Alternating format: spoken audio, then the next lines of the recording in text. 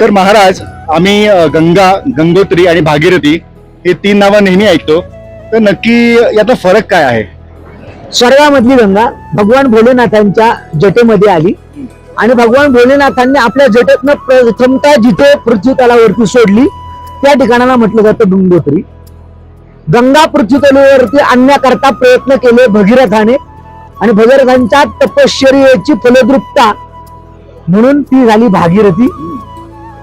आणि पुढे देवप्रयाग या ठिकाणी अलकनंदा नदी ज्या ठिकाणी या भागीरथीला येऊन मिळते, ज्या ठिकाणी रावणाला मारल्यानंतर ब्रह्महत्येच्या पातकातनं मुक्त होण्याकरता रामप्रभूजींनी येऊन तपश्चर्या केली, ते देवप्रयाग या ठिकाणाहून ती पुढे वाहते आणि प्रवाहित होते, त्यावेळेला ती बनते गंगा.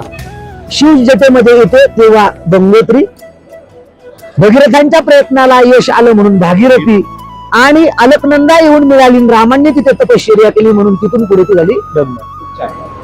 धन्यवाद.